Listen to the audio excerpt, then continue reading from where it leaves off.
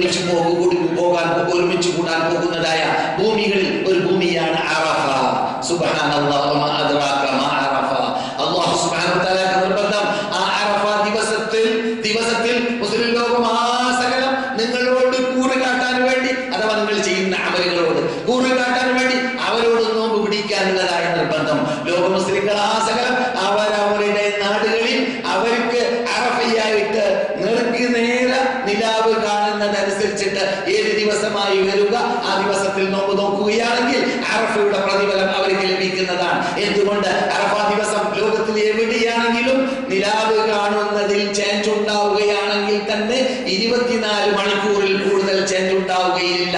24 മണിക്കൂറിൽ കൂടുതൽ ലോകത്ത് എവിടെയെങ്കിലും ഒരു നാട്ടിൽ മറ്റൊരു നാടുമായി ചേഞ്ച് ഉണ്ടാവുകയാണെങ്കിൽ അത് കാണുന്നതിൽ തെറ്റിയതാണ് എന്നല്ലാതെ യഥാർത്ഥത്തിൽ കണക്കിൽ തെറ്റല്ല. ഒരു 24 മണിക്കൂറിൽ കൂടുതൽ ചേഞ്ച് ലോകത്തിൽ ഭൂമിയുടെ വീതി എവിടെയും ഉണ്ടാവാൻ സാധ്യതയില്ല.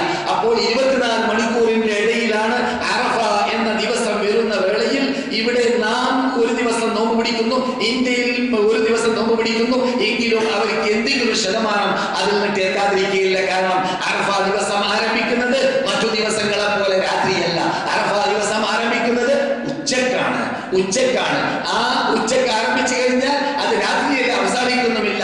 അത് അവസാനിക്കുന്നത് പിറ്റേ ദിവസം ഫജ്റിനാണ്. അറഫ ദിവസം തുടങ്ങുന്നത് ഉച്ചക്കാണ്, അവസാനിക്കുന്നത് പിറ്റേ ദിവസം ഫജ്റിനാണ്. അപ്പോൾ നാം ഈ 24 മണിക്കൂറിനിടയിലുള്ള വല്ല ചേഞ്ചുകൾ ഉണ്ടായാൽ അവിടെയെല്ലാം ലഭിക്കും. ഇനി ലഭിക്കട്ടെ ലഭിക്കാതിരിക്കട്ടെ, ഒരു കൽപ്പന അങ്ങനെയാണ്. എന്ത്? ഓരോ നാട്ടിലും ചേഞ്ച് ഉള്ളതായ നാടുകളിൽ നിലാവ് കാണുന്നതനുസരിച്ചിട്ട് നോക്കിയാൽ മതി എന്നതാണ്. അതാണ് ബഹുഭൂരിപക്ഷം ജുംഹൂറുൽ ഉലമ പണ്ഡിതന്മാരുടെ നിഗമനം. അല്ലാത്ത പക്ഷം നാട്ടിനനുസരിച്ച് ഇവിടേക്കുള്ള അറഫക്കനുസരിച്ചിട്ട് നോക്കണം എന്ന് വെക്കുമ്പോൾ നിലാവ് കാണുന്നതനുസരിച്ചിട്ട് പടിഞ്ഞാറ് ഭാഗത്ത് ആൾജീരിയൻ പോലത്തതായ മൊറോക്കോ പോലത്തതായ നാടുകളിൽ 4 ദിവസത്തിൽ നോമ്പ് പിടിക്കേണ്ടി വരും. അത് ഹറാമുകാരും. അപ്പോൾ അങ്ങനെ വിധി പറയാൻ നമ്മളെ കൊണ്ട് സാധിക്കുന്നതല്ല. അത് ഇവിടെയുള്ള കുറെ കടലാസുകളിൽ കാണുന്ന ചോദ്യങ്ങൾക്ക് മറുപടി കൂടിയാണ് നിങ്ങൾ ഈ കേട്ടത്. എന്നാൽ ഹാജിമാർക്ക് നോമ്പില്ല.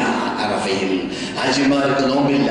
റസൂൽ നോമ്പ് പിടിച്ചോ ഇല്ലേ എന്നറിയാം. റസൂലുള്ളാഹിയുടെ ഭാര്യ മൈമൂനയോ അല്ലെങ്കിൽ അവർ കൊടുത്തയച്ചതായിരിക്കും അവരുടെ അനുജത്തിയോ എന്ത് ചെയ്തു? ഒരു തളികയിൽ ഒരു പാത്രത്തിൽ പാലുമായി വന്നു അല്ലാഹുവിന്റെ ദൂതന്റെ ഹറത്തിലേക്ക്. അപ്പോൾ റസൂലുള്ളാഹി സ്വല്ലല്ലാഹു അലൈഹി വസല്ലം ലക്ഷം കാണുന്ന രൂപത്തിൽ അത് കുടിച്ചു പഠിപ്പിച്ചു. എന്ത്? നോമ്പ് നിങ്ങൾക്കല്ല, നോമ്പ് നിങ്ങളല്ലാത്തവർക്കാണ് എന്ന് നബിയുനാ മുഹമ്മദ് റസൂലുള്ളാഹി സ്വല്ലല്ലാഹു അലൈഹി വസല്ലം പഠിപ്പിച്ചു.